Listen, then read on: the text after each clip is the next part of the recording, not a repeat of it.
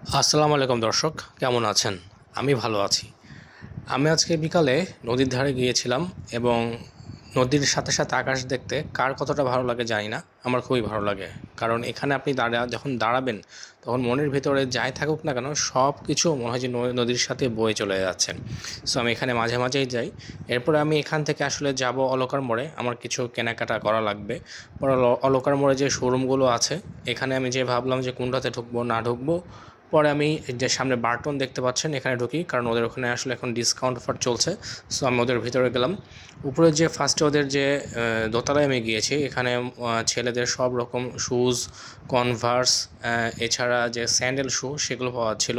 সাথে সাথে দোতলায় formal shirt, half shirt, Punjabi এগুলোও ছিল এবং এদের কালেকশন আমার কাছে বেশ ভালো লেগেছে। তবে প্রাইস অন্যান্য যে দোকান আছে তার থেকে বেশ রিজনেবল, জুতার প্রাইসটা ছাড়া, কারণ জুতার প্রাইস আসলে অনেক বেশি ছিল। এখানে 5,000 টাকা নিচে কোনো জুতা এখানে নাই ইউজুয়ালি।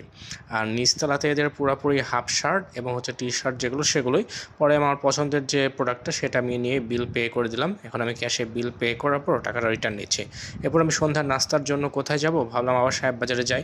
যে ফুচকার দোকানে ফুচকা খেতে ইচ্ছা করলো না, এবং যে সিঙ্গারা পাওয়া যাচ্ছিলো বা যে চপ পেঁয়াজি ছিল সেটাকেও দেখে খুব একটা ভালো মনে হয়নি। পরে মেমোরি হোটেলের সামনে যেয়ে দেখি যে চিকেন চাপ বা ওখানে গ্রিল চিকেন আছে, সেটাও আমি খাই নাই, কারণ অন্য কিছু টেস্ট করতে ইচ্ছে করছিলো। পরে রহমানিয়া হোটেলে যে ওদের যে লুচি এবং সাথে যে চিকেনের সাথে বাটার বা ক্রিম দিচ্ছে, এইটা আমার কাছে খুব ভালো লেগেছে। মালাই চিকেন বলছে, হ্যাঁ।